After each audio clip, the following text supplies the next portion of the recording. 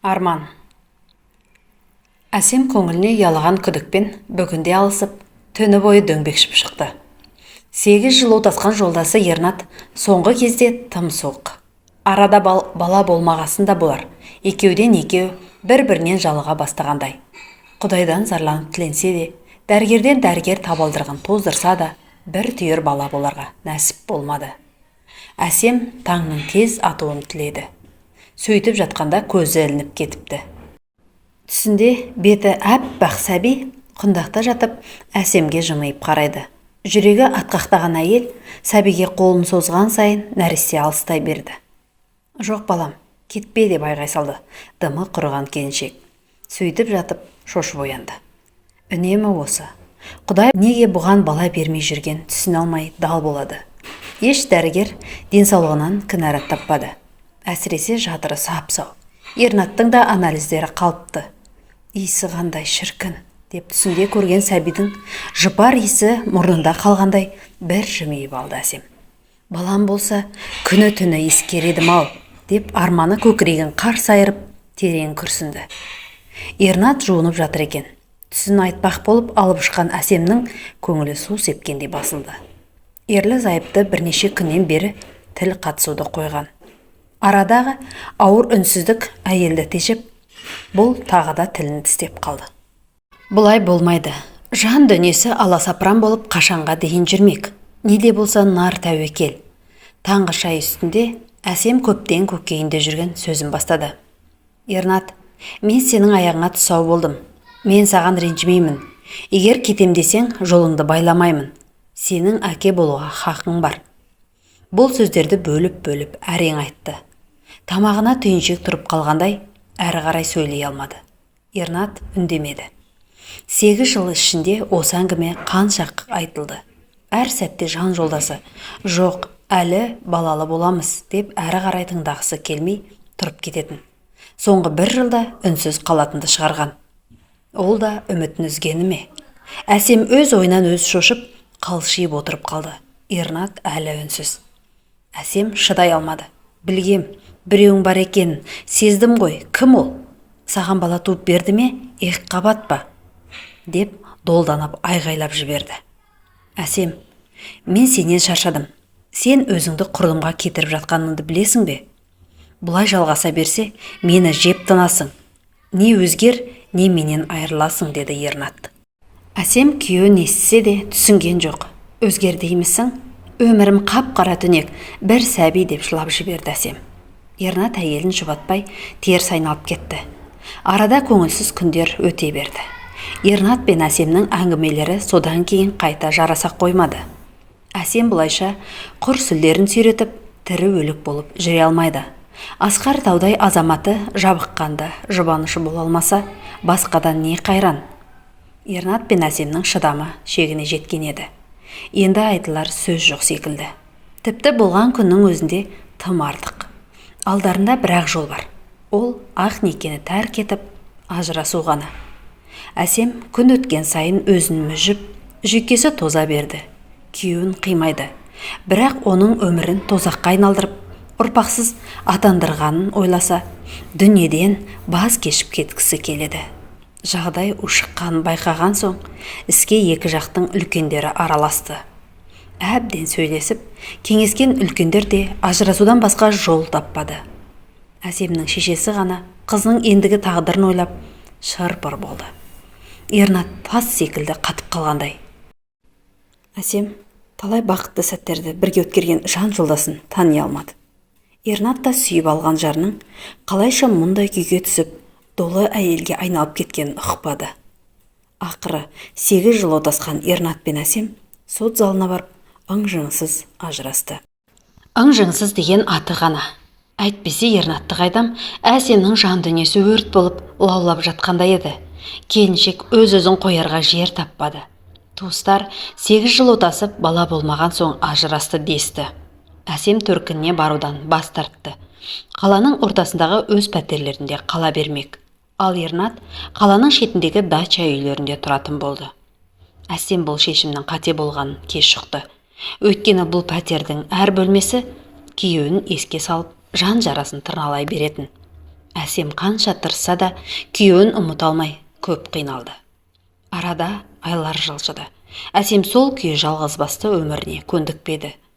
Сөйтіп күйеуіне телефон шалатынды шығарды.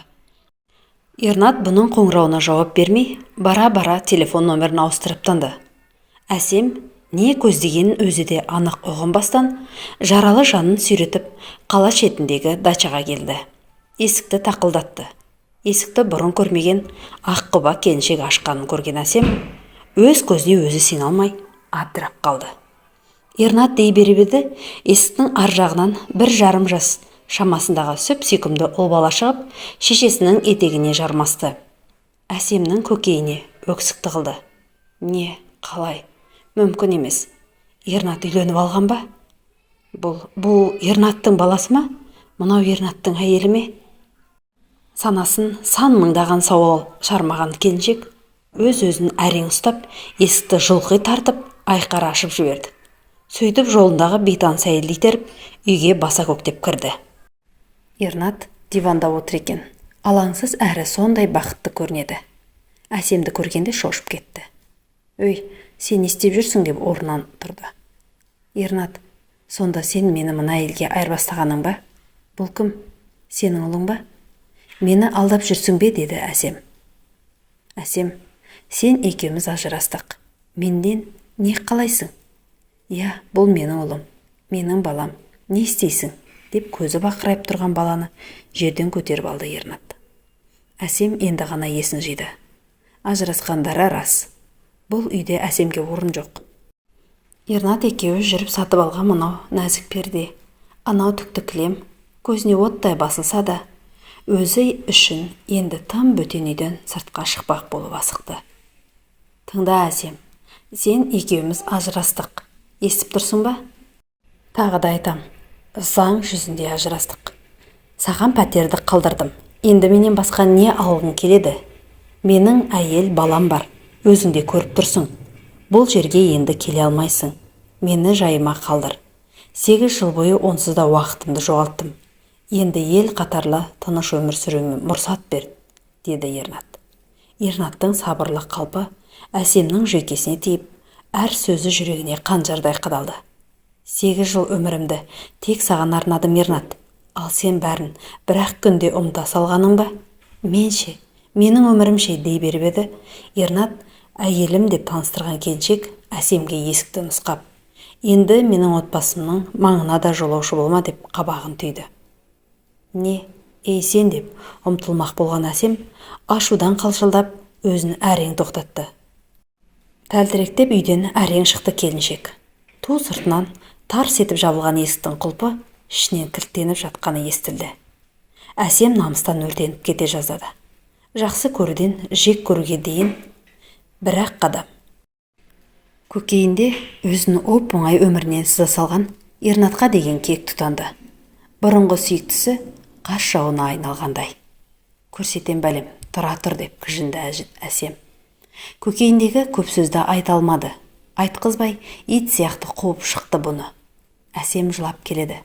Жан сырын бөлсетін тірі жан жоқ. Іштей күйініп, көкірегі қарс айрылды. Ернаттың өзін тастап, ажырасып кеткенін енді ғана шын түсінді. Оралар деп күткен. Бәрі өтірік. Балашы. Демек, бұнымен отбасы боп тұрған кезінде әлгі әйелге барып жүрген бе? Әсемді алдаған ба? Адалдықтан садаға кеткір. Ернатқа бүкіл жан тәнімен берілген кезде алған сыбағасы осы. 8 жыл өмірі құмдай сусып өте шығыпты. Бәрі бақытты секілді. Тек Әсем ғана жылап келеді. Маңдайымның соры бесел екен. Не жаздым алам? Кімге қандай жаманшылығым өтті? Енді қу тіземді құшақтап, жалғыз өтем бе деп, қайда барарын білмей ұзақ жүрді. Үйге барғысы келмейді. Осы кезге дейін түзу жүріп, түзу тұрыпты. Бірақ тағдыр бұны сынауын қояр емес. Әсем бәріне қолын бір-ақ сілтеді. Өмірінде табалдырығын аттап көрмеген шарапханаға күйініп кірді.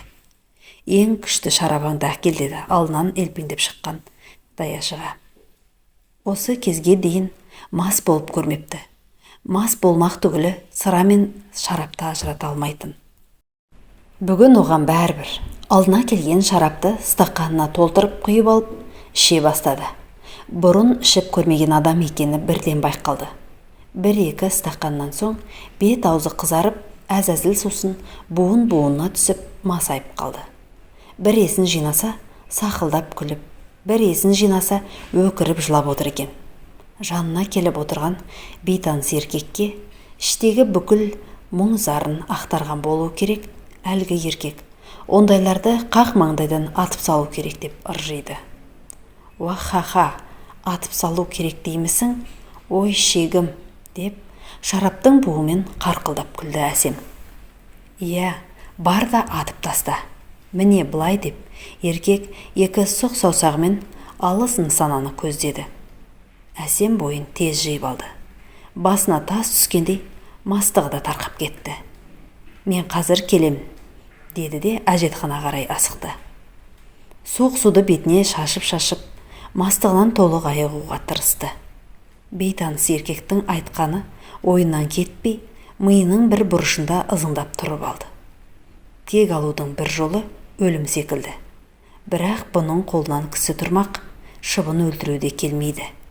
Атып таста дейтіндей тапаншасы жоқ.